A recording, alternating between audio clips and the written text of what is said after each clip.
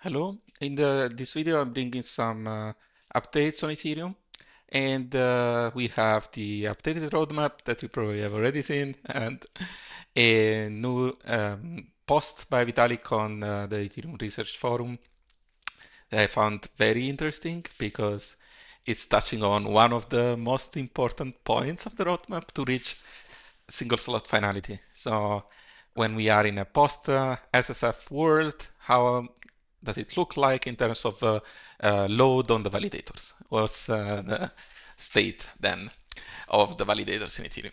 And the proposal is to stick to 8,192 signatures, only 8,000 signatures per slot. How do we get there in a post SSF world? Um, First of all, why?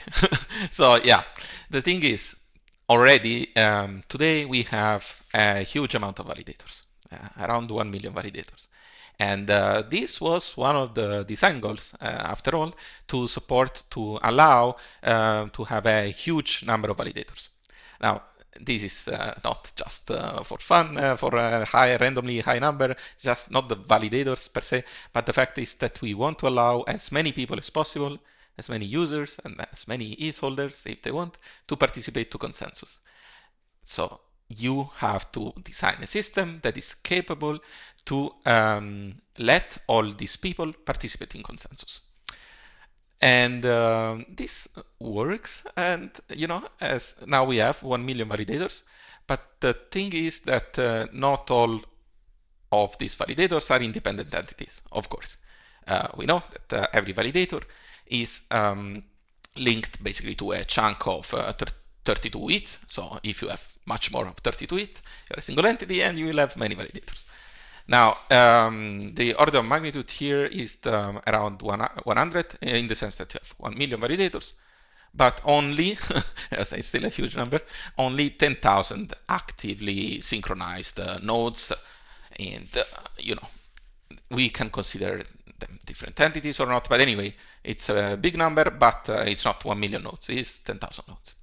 And now you have, for these 10,000 nodes, 1 million validators, and this huge number of validators is causing some stress to the peer-to-peer network. Like there is a huge number of signatures that has to be verified, and also the messages must be propagated in the peer-to-peer network. It's a lot of work.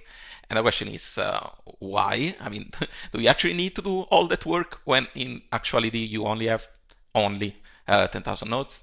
That's the question, and that's why you have seen proposals like increase maximum effective balance to allow entities with a lot of ETH to consolidate instead of having this maximum 32 ETH. That's very, very good and important, interesting proposal. But the point here in this post is that we are looking at the state of Ethereum after single slot finality is implemented. And in that case, you need even more signatures and even more work. You have these sub-slots inside the 12-second slots, more rounds of signatures, at least 2. And there is just not enough time in a 12-second slot, and it's a lot of work, and it's a lot of workload on the peer-to-peer network. And yeah, that's clearly a problem.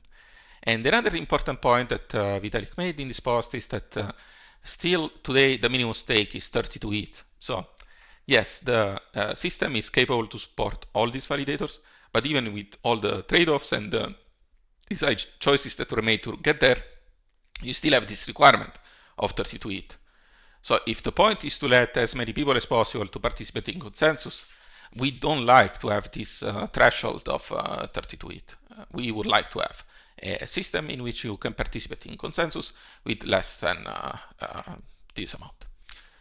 Now, if we cannot have this design in which everyone signs in all slots, maybe we should just move away from this expectation and get to another design.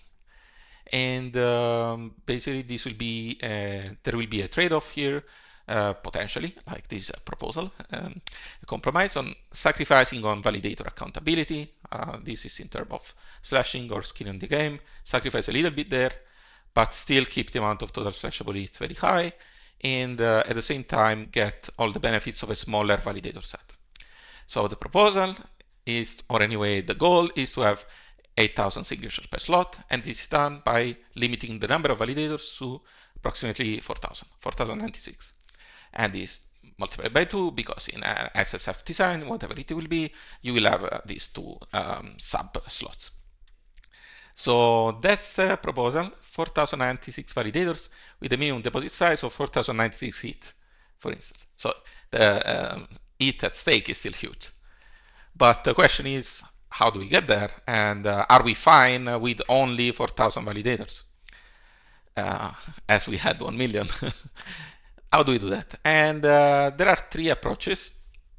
The first approach is to leverage distributed validator technology. So we have DVT in production now. It works. We can just decide to go all in on decentralized staking pools. Now, this has the advantage of having a reasonably, in this case now, the 4,000 validators number is reasonable in the sense that this will be 4,000 staking pools, and small stakers can still participate with arbitrarily low amount of ETH participating through DVT to these decentralized staking pools. It works, but maybe, yeah, it was mentioned philosophical pivot, maybe this too much to really go all in on decentralized staking pools, not having solo stakers at all in that sense. And also there is a question on how to gate a little bit the node operator role. And yeah, that's what Vitalik is proposing to prevent abuse by attackers. The node operator role would need to be reputation gated somehow. And yeah, that's also a point of debate if we are fine with that. But this is a technical solution, we can say, for sure. Another one would be, second approach, two-tiered staking. So it's also interesting because now you have two layers of defense, of security. You have a heavy layer and a light layer. The heavy layer works as today, well, after SSF is implemented, but anyway, the heavy layer are the validators that take care of consensus finalization. And this heavy layer will be made of these 4,000 validators with a 4,000 minimum stake, 4,000 ETH minimum stake. This heavy layer takes care of finalization at a single slot finality. Nice. Now, on top of that, there is also a light layer because, as we said, yeah, that's what we want, to have only 4,000 validators, but at the same time, we want to allow everyone that is willing to participate to consensus, to make this accessible. We want to make it accessible. So for those entities, we have the light layer, and in the light layer, there is no minimum stake, so you don't need a huge capital to get in. There is no slashing, there is no such risk. Ether is still liquid, so awesome. And how does it work? Basically, the light layer is not participating directly in the signature rounds for finalization, but they just attest on the fact that the heavy layer is not corrupt. So they basically confirm the good behavior of the heavy layer. The light layer checks that everything is okay, brings this attestation, and everything is good. So this is reducing a lot the load on the network in terms of signatures. And yeah, this also works. And right, to be clear, how does it work exactly? In this proposal, you need a majority of the light layer, a majority of the online nodes in the light layer to approve the work of the heavy layer. So this is another approach that also would work. And again, I guess here the questions are more like from an values point, ideals point of view, or anyway, how we want to build this network. The idea is that if you do this, then you clearly have two classes of stakers, and maybe we are not okay with that. To have heavy layers, more important than the light layer, or anyway, have a different role. But still, you need both layers to go on. If the light layer doesn't attest, then the network halts. So they're really very important. And the final approach, the third approach, is about random committees. Okay, so you still have as many stakers as you want, and all the stakers can have any balance. There is not a limit. There is not a minimum of 4,000 ETH. As in the other approaches, anyone can have any stake. And you select every slot randomly, we'll see more in particular. You select 4096 validators out of all the validators. You might have 1 million validators, you don't care because you select only 4000, so you'll not have millions of signatures and a lot of work on the peer-to-peer network. You just get 4000 every slot. And yeah, that works. It's nice. You can even demonstrate that if you do this, you can have a consensus as secure as if you had all the validators participating, if you do this selection properly. But what you don't have, if you just select random validators, is this accountability. You don't have accountability in the sense that an attacker will still need, so it's still safe in the sense that the attacker needs a lot of resources to attack the network, but you don't have accountability in the sense that the attacker wouldn't be slashed as hard as it should or as it would in how the consensus works today. So in that sense, you don't have accountability. Now, the third approach is solving this issue by making the random committees accountable. And making them accountable means that you still need 1/3 of the total ETH to be slashed with this kind of selection. And yeah, that's amazing. Now, how do you do that? You have to have you cannot select validators just randomly. Let's say you have 1 million validators, each with this 32 ETH chunk or whatever it is in the new design. You cannot just select them randomly, but you have to check the balance of the validators. So validators with balance above a certain parameter M will be always selected, while the others will be selected with a probability proportional to their balance. So the others below M will have a likelihood to be in the committee that depends on how close they are to this M balance. And this M parameter must be dynamic depending on the stake ratio, depending on, in general, the state of the stake. So that's the challenge to design this parameter. And well, it's also adding complexity to the protocol. The question is, maybe it's worth it, but this is how it works. So with this kind of selection, if you want to attack the network, not only you need these resources in terms of staked ETH, but you also know that you will be slashed for that amount. And so this is adding accountability to the random committees. And well, this third approach is the one I like the most. It's true, it's adding complexity, but there are no other compromises or changes in the philosophical pivot is less important, I would say. It's less strong here. Still feels good. And yeah, another very important point is that here the staking rewards are still linearly proportional to the balance.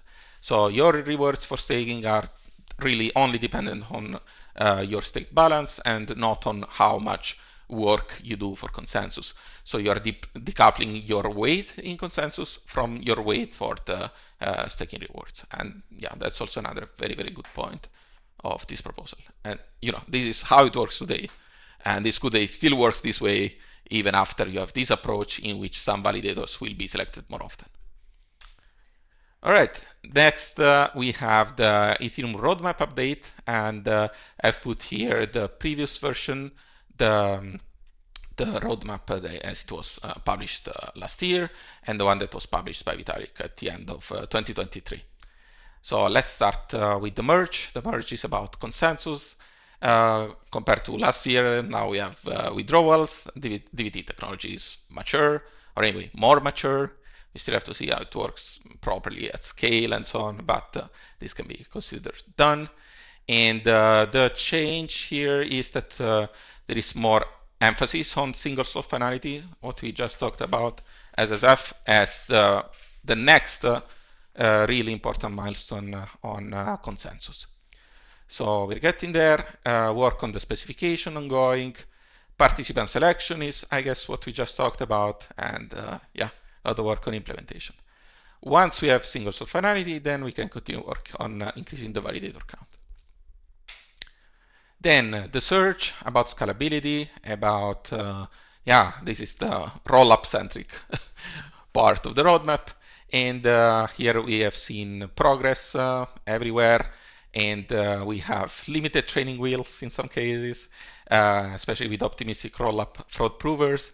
We have seen for instance, Arbitrum is there, but to reach this status of no training wheels, we need a stage 2 rollup where also the fraud provers are completely permissionless. And we're not there yet. Once we are there and we have additional work on data availability, after EIP 4844 is implemented, after we have full dunk sharding, then we'll have this full rollup scaling, reaching 100,000 TBS and beyond. So yeah, that's it. This part of the roadmap is about general progress. And the EIP 4844 is coming. And well, what's new is this additional goal on interoperability between rollups. So in a world in which you have many rollups and standards and rollup frameworks, you want to have a way to improve the connections and interoperability between these different rollup standards. So this work is needed and is ongoing. Then we have the Scourge, and this is the part of the roadmap that changed the most, because in last year it was mostly about MEV protection, or anyway limiting the negative externalities from MEV. Here, this year, the Scourge is divided in 2 subtracks. So Scourge is in general about contrasting or about protection from centralization risks, or reducing centralization risks. And we have them in MEV, so MEV track about block production. We have enshrined PBS. We have the execution tickets as recently published. Then we have this other track on staking economics. So this is about the risks of the centralization in liquid staking. So yeah, we have here raise max effective balance, nice proposal to check. And in general, liquid staking centralization. The Verge is about verification. I mean, about making verification easier.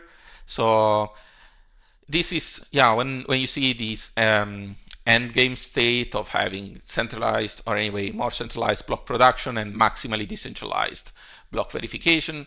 To get there, we need light clients, we need stateless clients, and the work to get there, we can see it in the Verge part of the roadmap. So making verification as easy as possible, as low resource as possible, and that's a way to reach this end game block production and verification. So work is ongoing here.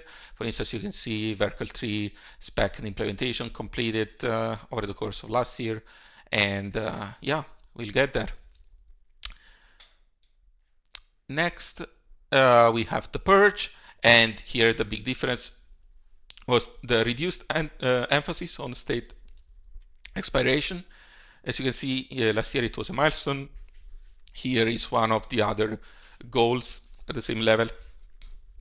So the idea here was to clarify that this is a little bit less important as expected, as anyway we want to have stateless clients for verification.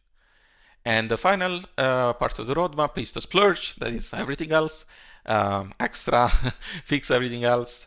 And here we have 2 changes, I would say. The VDFs have been removed as a milestone. They're still there, but there is less priority, as the main approach that was used, the main approach that was carried on didn't provide the results that we expected, or anyway not as fast. So there is some delay there. Well, anyway, so VDFs have been declassified from this point of view. And we have an additional goal here on explore deep crypto. So more advanced cryptography. We have here obfuscation. We might have here also one-shot signatures and also delay encrypted mempools. So that's it. These are the updates for Ethereum. And thank you for listening. And if there is anything you want to discuss more in detail, let's talk. Next. Bye bye.